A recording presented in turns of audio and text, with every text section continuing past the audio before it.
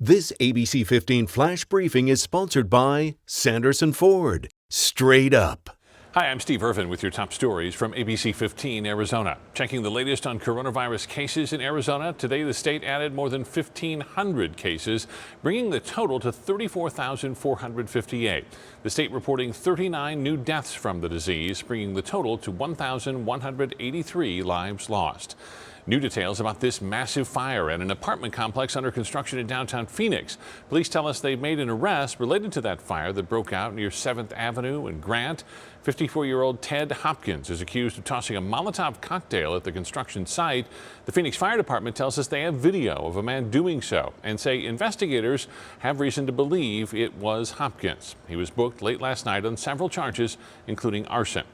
Part of the Grand Canyon has been shut down indefinitely due to a wildfire burning near the park. The MANGUM fire started Monday, and it's grown to nearly 11,000 acres, forcing some evacuations in the area.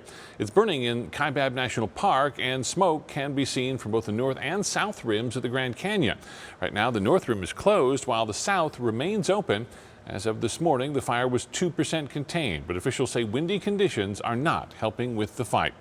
In the Tucson area, the BIGHORN fire grew more than 1,100 acres overnight. It has now burned more than 10,000 acres. That fire's been burning for more than a week.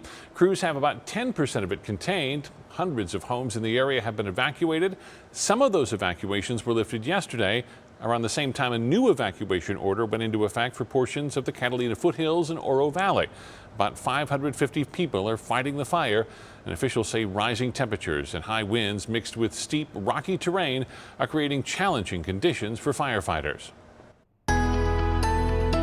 Tracking your most accurate forecast, I'm meteorologist Jorge Torres. Fire danger will persist for at least another day to wrap up the weekend, along with hot temperatures and still breezy to windy conditions across much of the state. So areas along the rim and in northern Arizona once again will be dealing with that concern. A fire weather watch takes effect beginning around midday on Sunday, and on Saturday there was a red flag warning for much of the northern part of the state. Tonight, lows anywhere from below freezing at the Grand Canyon to the 40s in Flagstaff, 50s and 60s elsewhere up in the high country and along the rim, with 70s for overnight lows in areas like Bullhead City, Lake Havasu City, and in the valley, with highs tomorrow once again well above average in many locations, near 90 in Sedona, 85 in Prescott, 88 in Payson, and in portions of Pinal County, we're calling for highs up to 105. Here's that 7-day forecast, staying at and above 105 through at least early next week. Monsoon season officially begins on Monday, but no storms to talk about, and those temperatures remaining above average for the next 7 days.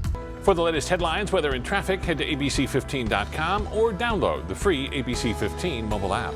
This ABC 15 Flash Briefing is sponsored by Sanderson Ford. Straight up.